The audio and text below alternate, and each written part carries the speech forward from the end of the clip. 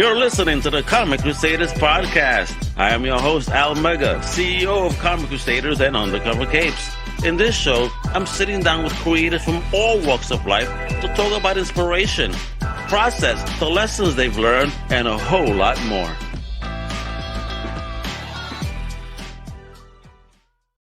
What up, everybody? Happy Sunday. Was popping. I'm your host, Al Mega. This is another Comic Crusaders Podcast.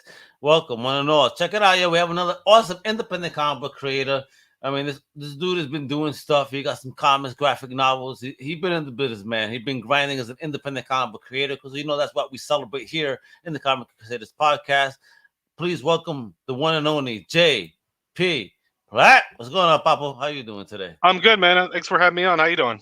I'm doing awesome, brother. Thanks for actually hanging out today and talking a little bit about your journey, what you got popping off. Because you're an amazing creator, man. So let's get learning over here about what you're doing in the business. So just a little bit about yourself, man. What's your background? Where you from, kiddo? So I'm originally from Philadelphia. I kind of moved out to the West Coast of the United States to go to school. My journey is basically, I read comics as a kid. I kind of put it to the back burner for a while. And then as I went out and kind of studied like classic literature, I ended up studying comics again and like kind of coming back to it. And it basically how do you study comics? How do you mean? So you go from classes to studying comics? Do you mean in college they had you studying comics? Oh yeah, comic studies. That's a thing. Oh really? Awesome. I don't know how much of it, people would like as far as, doing deep dive analysis on comic books. Some people have different kind of feelings about that and like the psychology of Superman and all that. Okay. But doing that caused me to kind of like give it a second look as far as, relating classic literature to comic books and kind of coming to the realization that, comics matter. They're worthy of being, put on that same kind of pedestal.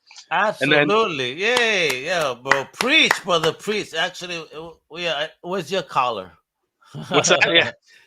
And then as I started like wanting to, doing my own storytelling, I found that comics were just kind of like the perfect fit for me because, I'm not interested in writing a 50,000 word novel. I'm more in comics just kind of felt like a kind of natural fit for my style of storytelling and being able to kind of concisely fit things, just that perfect size, that perfect little story, that people can pick up and enjoy and put down again. What was that first bite though? When you got into it, what was the first thing that caught you eye? So it was a old English author by the name of Sir Philip Sidney, from like the 1500s. And he wrote this book that was just like a series of poems. Even though it was poetry, it was telling one cohesive narrative. So that was like an example of somebody putting, something different into a different kind of a form. And so that's, my first book, Eudaimonia, that's basically kind of the same thing. It's a World War I, it's a war story, but it's a series of poems put into a graphic novel. And, I got a lot of great feedback. I got a lot of good, it was a huge, helpful and wonderful response to it. And I just, been keeping it rolling ever since. The poetry, that was just an experiment. I'm back to doing like regular comic books.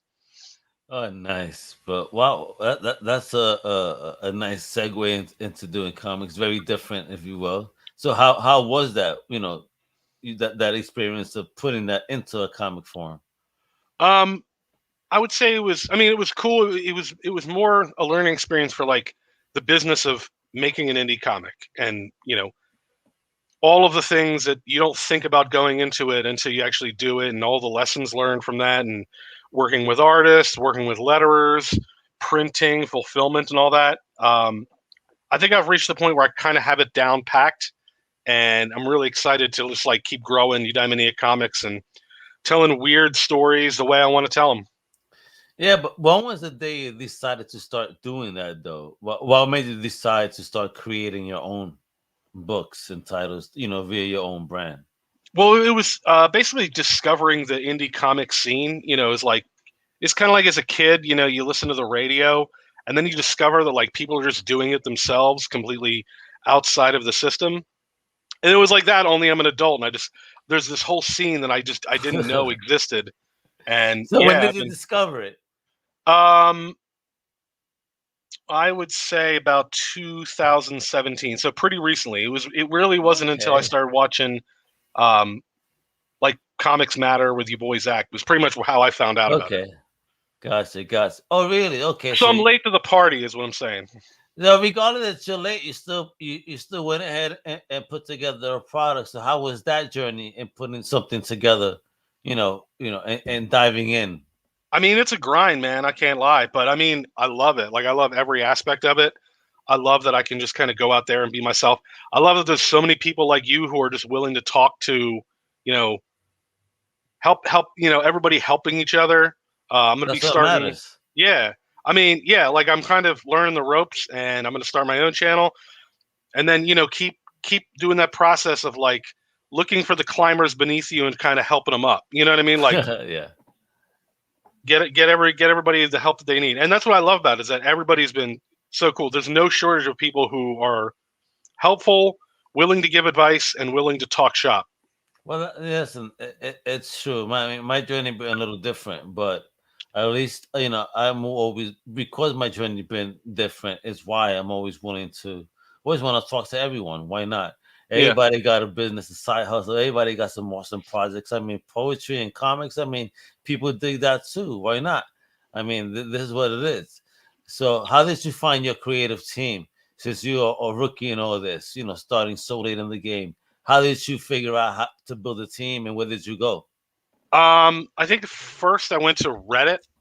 There's plenty of artists on there. I've heard about Facebook groups. I haven't done that, but yeah, I'm mostly stuck to just like picking up people off Reddit, see who's got some good art.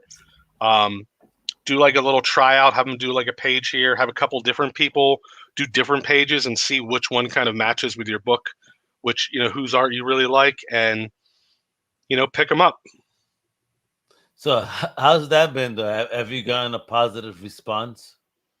Yeah, I mean, there's a couple different subreddits for it, and there's always people looking to, there are people on the other side of it, people who aren't writers, who are artists or letters or colorists, they're doing the same thing as me. They're looking for, that hustle, that grind.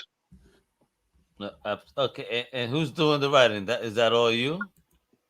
Yeah, I'm doing the writing. Oh, nice. So what's the universe like for the brand?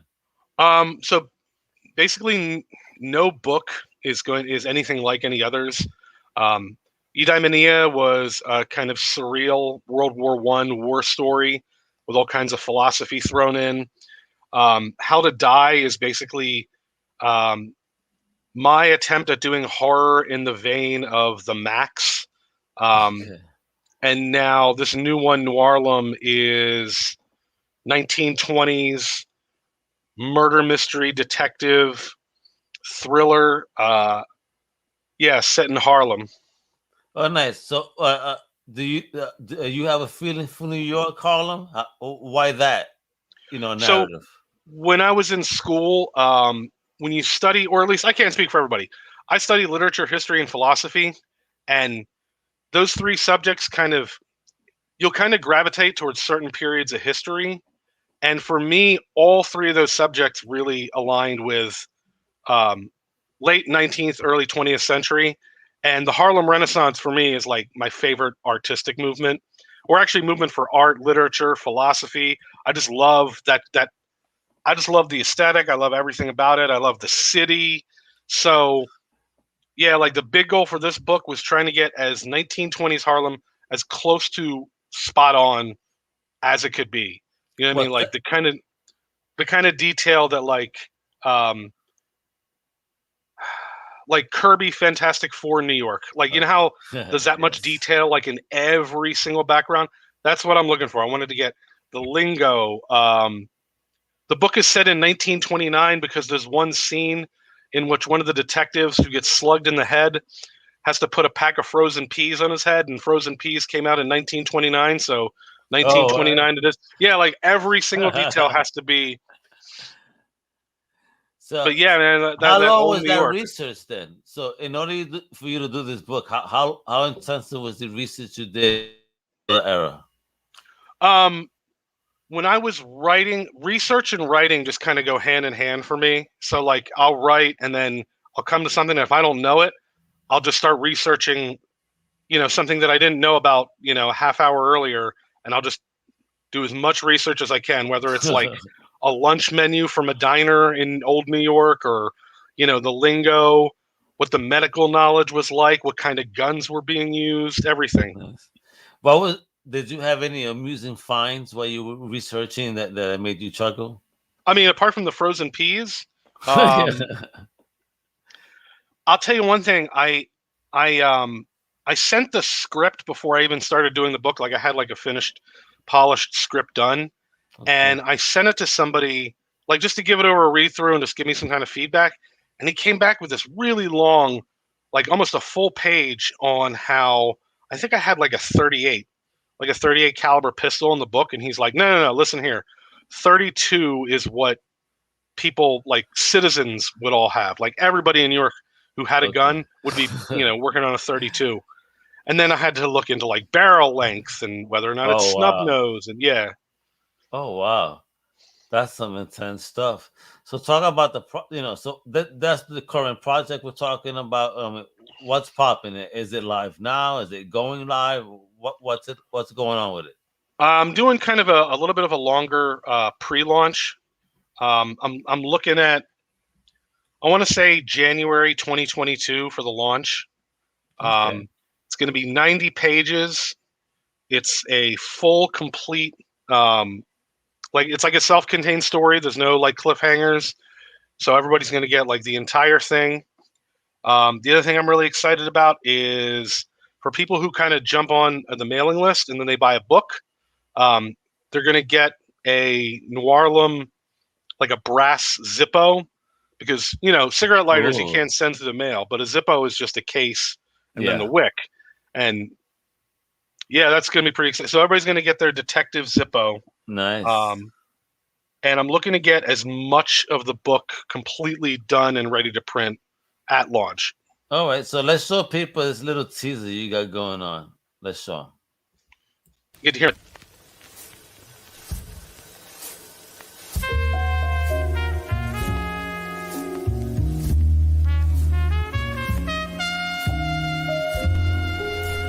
You were right.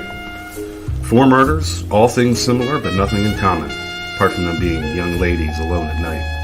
White, save for Miss Gutierrez. Single gunshot, save for the 2 on Mrs. Masters. All of them leaving work, save for Mrs. Hurston. All long-haired, past the shoulder, except for Masters. Yeah, hadn't noticed that one. And all shot from the front, assuming they fell back, save for Hurston. Any idea what type of gun was used? Cartridges found at the scene for Masters and Gutierrez, 38. Well, that's no help. Can't swing a cat in Manhattan town without hitting one of those. But still, it tells us something. Masters and Gutierrez were the first 2, meaning he wasn't picking up cartridges, but now he is. He's learning. So you believe me then? This is one person. I wouldn't say I believe you just yet. Frankly, it's irrelevant. Well, how's that? Because if you're wrong, then it's just time wasted. But if you're right, it means we have 4 days to get this bastard before he strikes again.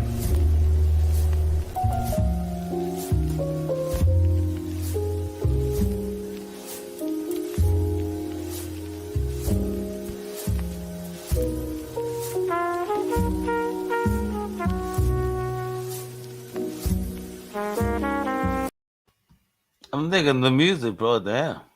Yeah, I all that silence at the end. Yeah, what happened? Oh no, like the jazz just keeps on playing, but I didn't want to cut it off, so I just let it keep playing into the darkness. I know, man. It was wonderful music, bro. So who's the artist, man? That art looks slamming, son. Yeah, so that's Roel Roque. Yeah, he does do really good art. I hate putting I wanted to put a teaser up, but I kind of hate the fact that it's in black and white because it is going to be in color, and the color is going to look gorgeous. But I just wanted to start getting something out there, just kind of get the hype train rolling. No, listen, it looks fantastic, and I can't wait to see it in color. Who's doing the coloring, yourself, or do you have a team member for that? Miriam Vassar, I believe her name is. Oh, epa, nice. How'd you build this team, man? Also, how'd you find her? Reddit. Everything Reddit, really? Yeah. Wow, what a revenue source for you. I mean, I hate for the website, but you know. nice. I mean, you can find people there. That's good networking. Hell yeah, good shit, bro. So, do you have kind of? So you said 2022. Do you have any ideas of any rewards and going? Anything for people that you know contribute to the crowdfunding platform? Do you have a X amount in mind thus far? So no, not really. I just kind of roll with it and, you know, kind of build the audience. Now that I have like a bit of a back catalog going, I have, back issues that people can jump on with. And yeah, I'm just trying to kind of like build that audience, get more people to check out the work. Uh, but as far as like perks and things like that, there's going to be the Zippo, and then there's going to be a perk that I wish I could talk about, but I just can't. Can't tease. You such a tease, bro. So what it's going to be is it's going to be an interactive perk, Okay. meaning that there's going to, when people are reading the book, there's going to be something there in the book that's going to interact with the reader, and it's not like a choose your own adventure or multiple ending kind of thing. What happens on the page is what the book is going to do to the reader. They're going to experience that kind of add-on in the same way that the character does. And that's all I can really say about it for now. Like, I'm really excited about it. I just can't talk about it. It's an interactive perk. I love it. I love tech and comics, bro. So I can't wait till it's released, and then I need you back so we could talk about how the hell did you do that. That's awesome, man. What made you decide kind of to do those different type of things? What do you mean? To kind of do that as a perk, do something like that. It is okay. So this book was inspired by a bunch of murder mysteries, and there's one called Miss Fisher's Murder Mysteries, and it's an Australian murder mystery show. Also takes place in the 20s. But there's just this moment at the end of the first episode that I can't tell you about because then I'll be spoiling the book. But there's just this really perfect moment where I think it just perfectly sets up the character, not just for the end of this story, but where the story is going to go from there. And it's kind of sets up like future events with this like just perfect moment. And a lot of my books are a lot of the stories that I create are being in conversation with another work that inspired me, and something new is created out of that inspiration. So that's what this thing that I can't talk about came from. I love it. So like CIA, I gotta keep watching my back over here, make sure nobody bust in, kicking my ass. Like, are you trying to make them talk? No, I'm not forcing you, JP. Just want to clarify that. So you say you have these stories. So how far ahead are you story-wise then? I mean, what's the universe looking like for you? So the future, yeah, I have more. I probably have more stories at this point than I have years. You know what I mean? Like after this one, I have a story about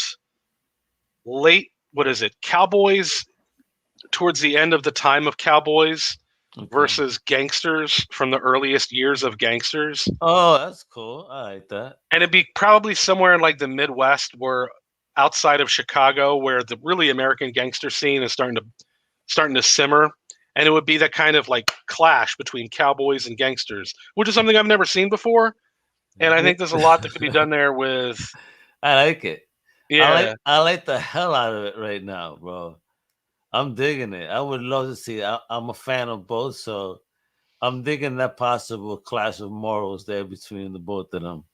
Yeah, I mean the aging cowboys would definitely be the protagonists, and the gangsters would be the villains. Of course, but it would be almost like that. For the cowboys, it's like this era is coming to an end, but they really need to go out with a bang. You know what I mean? Like on that Unforgiven shit. yeah, exactly. That's really, I mean, yeah, Unforgiven, but not as just like soul crushingly depressing. Give it some hope. I got you. Give it a shining star somewhere. I feel you, brother. That's great, man. What is it that keeps you so creative and consistent in your creativity? I mean, where do you pull so much inspiration and energy from? I mean, it's kind of like what I said. It's like I see something, I can appreciate it and I can enjoy it, but there's always a part of me that wants to, like, I wanted to have made that. So if something really grabs me, it's something that I can use to make something that is going to be different, because obviously it has to be. But being in conversation with the other things that inspires me is where my inspiration comes from, basically. Gotcha. And have you ever used Kickstarter? And if not, why choose Indiegogo with Kickstarter being so big? I don't really like the interface on Kickstarter all that much. And yeah, I'd be lying. It's a little bit of peer pressure. Like everybody's using Indiegogo that I follow. There's the fact that you can go in demand. There's the flexible goal. Nice. I don't love Indiegogo, but it's a little bit better than Kickstarter for me. Gotcha. So you found good success on the platform? Yeah. I just want our independent creators to be aware of good platforms to share their wares, should it be. So is it a better return than Kickstarter? Again, I don't have projects, so you educate Yeah. me there. I think you get to keep a little bit more on Indiegogo than you do on Kickstarter. Um, I'm also not all that familiar with Kickstarter's like pre-launch, but I love that on Indiegogo I can make a page and get people interested in it. I'm pretty high up on the coming soon queue on Indiegogo.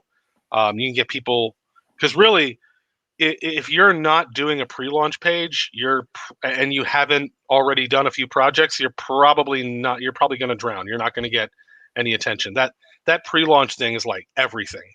Was that a lesson you had to learn the hard way? Yes. Yeah, my first campaign, after like a couple days, I was like hitting people up that I knew, like, oh, get the book. But then over time, once people got that first book, it was like the audience kind of developed from there. Gotcha.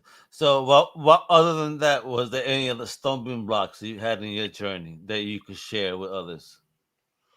Not really. I mean, I wouldn't call myself, massively successful.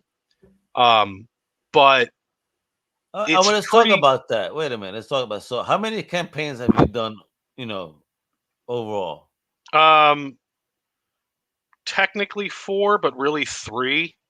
And how many have made it? Oh, they all did. But I they mean, all done. what I'm saying is, in the grand scheme, like, okay, picture a mountain, right? Okay. And like, there's people that are at the, hang on, I gotta get this right. There's people at the top of the mountain, and this is the slope here. I'm about here, but most everybody is way below. Like, it's an iceberg. It's like an iceberg that goes like way below the surface.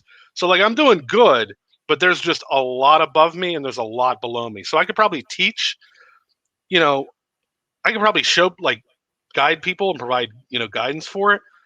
But I'm still on that journey myself. I'm still looking up at a lot of mountain. It's good though. You got to share that journey though, so that way people are aware. Because again, you've had 4 successful campaigns, so you know what? That's awesome on you, kiddo. I mean, not many are able to say that, so kudos on you there, kid. Good for you. How was your first one? How did that feel like when you did your first campaign and it got funded? How did you feel? The first campaign, that was it was a good feeling, but at the same time, it's like, I'm kind of like crazed about certain things. So when the campaign ended, it was successful, but at the same time, it was also like, all right, I owe these people books. Okay. So it wasn't really like I went out and had a steak dinner or anything like that. It was like, okay, now we got to get these books made. Now we got to get them shipped out, and that is like, that's a whole new level of stress. But at the same time, that process of being able to, for example, pack up a book that you made from scratch to send to somebody in Ireland who wanted to read your book and was willing to give it a chance, that's like one of the best feelings in the world. I can imagine. No matter what I do, I'm always going to be my own shipping department, because that's something that it makes the journey worthwhile. Like that process of just like putting the book in, making sure it's secure, taping it, doing it's like crack, you know. I love it, man. See, that is great. I'm digging it, bro. I mean, 4 projects in, that's fantastic, and doing that from the get. And this one again, going live. You said next year, 2022. Yep. Right. I can't wait. I mean, it's passionate. Is there anything else even beyond that we could talk about? What do you mean? On the side, you doing anything else? Any other projects? I mean, I have a YouTube channel that I periodically dip in and out on. Ooh, what do you do there? It's like creative nonfiction. Okay. So like I'll tell stories about, creative nonfiction is taking things that happened and then like zhuzhing them up into something interesting. And so yeah, like it's called the news nowadays. Yeah, right. No, so I'll do these videos about, when I was a professional poker player, or just, going to a strip club in New Orleans, whatever, and just doing these little kind of pieces and trying to make it like something interesting for people. Were you a poker player and did you go to strip clubs in New Orleans? Yeah. You did? Yeah. All right. How was the poker side of it, brother? I don't play poker. I needed to learn how to play. So for about kill everybody.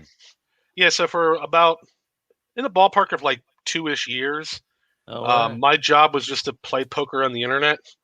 Oh wow! I got pretty like I grinded it. It was like like any other job. Like I would wake up in the morning, grind for a set amount of hours. It's a lot like stock trading or like day trading, where you're just like you're not doing anything wild. You're just grinding out that little bit of money. I had a bankroll at like somewhere in the area of like $25K at some point. Yeah, nice. But I mean, my bills were paid. I was doing good. And then I woke up one morning to a message from the U.S. Department of Justice, and it was all illegal. Damn. And so I went so I ended up, once I got that money out, that was when I went back to school, basically. But you ain't getting no trouble, I hope. It's not your fault. It was just the U.S. Department of Justice decided, because it's at the time, it only became legal in the United States. It was still legal everywhere else. Okay. And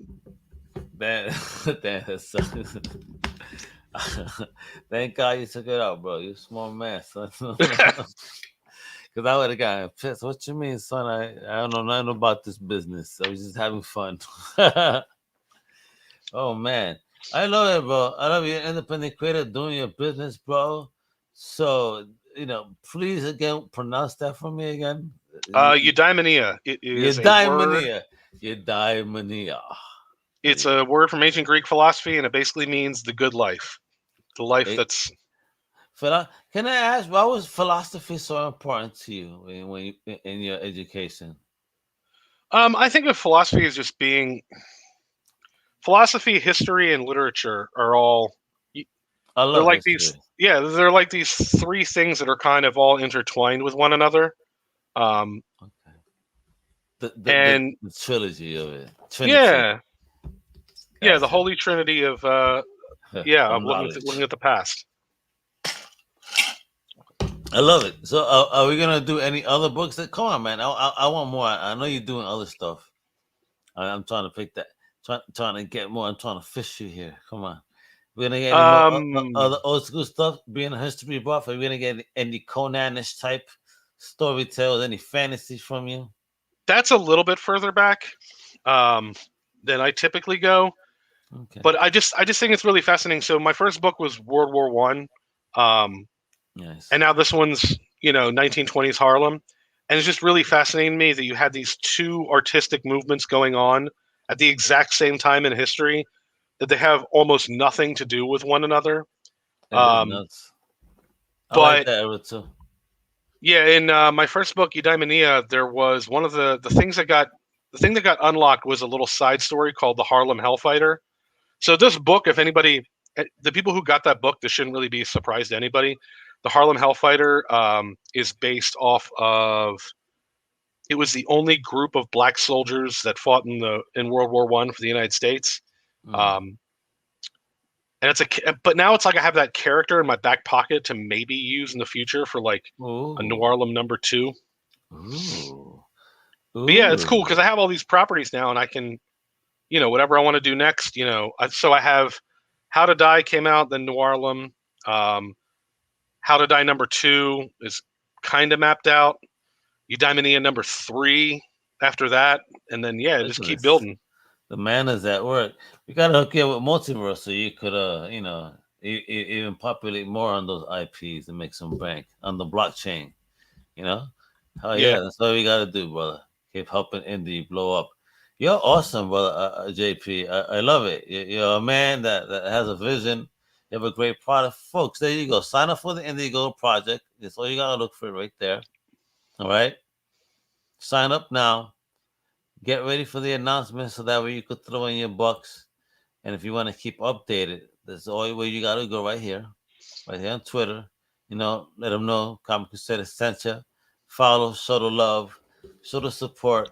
There's an amazing independent creator, man. I love it, man. I can't wait to see what else you keep doing. You really are somebody that's hungry. I love it. I love fellow entrepreneurs, my friend. Yeah, so with Noirlum, I already mentioned I put a lot of thought into 1920s New York. The other thing I spent a bunch of time on is really trying to craft a mystery. You know what I mean? Because mysteries, those things, they never go anywhere. Like, it's a genre that never dies. There's always tons of, whether it's books or comics or TV shows or movies, it's something that just never goes away. It's something that draws us in. So this mystery, really proud of it. Really proud of how I spent a lot of time crafting this kind of story where, as a reader, you're going to see all those little nibbles, those little pieces. And then at the end, only the main character, Coleman Carmichael, is able to kind of put it all together. But it's not going to be one of those bad mysteries where the main character just kind of pulls stuff out of nowhere. It's going to be something where you're going to be able to look back and read it again and be like, how did I miss that? Or maybe you just see it in like a different light than you saw it the first time. But yeah, so a lot of work goes into that. It's basically a story of the Hudson River Killer is a serial killer in New York in the 1920s. And Coleman Carmichael, a consummate learner, somebody who does part-time teaching, part-time tutoring, but just always grinding for more knowledge. He always wants to know something new. And he ends up just kind of meeting this police detective, and the two of them kind of piece together these murders that they seem disparate, but in reality, they're all connected. And then the hunt is on, and they're off to catch the killer. Hey, folks, if that doesn't catch your interest, I don't know what will. Right there, folks. Look, sign up, get to know it right now, ASAP. Follow JP. All right, you know what to do. JP, thank you, man. For taking some time out today of your busy schedule, and as you work and grind, to talk with us about your journey and the business. So the only thing I want to leave off is, what is the best advice you give creators now that you have 4 fully funded campaigns? What type of advice can you give creators on the same journey? I would say to take the craft of creation, whether it's writing, whether it's art, whether you're doing both. Don't overlook writing. Don't overlook the craft of writing. I know comics are a visual medium, but without the writing, you just have, some pictures that might be cool, but the story is just as important as that art. So take that craft, take the time it takes to compose a story, and it is composition. Take that seriously, and people will take your book seriously. And that's some truth right there, folks. That is some truth. Take yourself seriously, and they will speak that shit onto the world. That's the truth. JP, then, thanks again for joining me, hanging out. Thank you, brother. Omega. This is another Comic Crusaders podcast that I just told you what to do, with the exception of course, please visit our comic shop at comiccrusaders.shop and also our swag shop at comiccrusaders.us. Other than that, you guys all enjoy your evening. Hasta la próxima. Later, guys. Thank you for listening to the Comic Crusaders Podcast. If you like the content, please subscribe and turn on notifications. Also, please visit comiccrusaders.shop and our extended podcast family over at undercovercapes.com. And also, make sure to download the Comic Crusaders app on the Google Play Store today.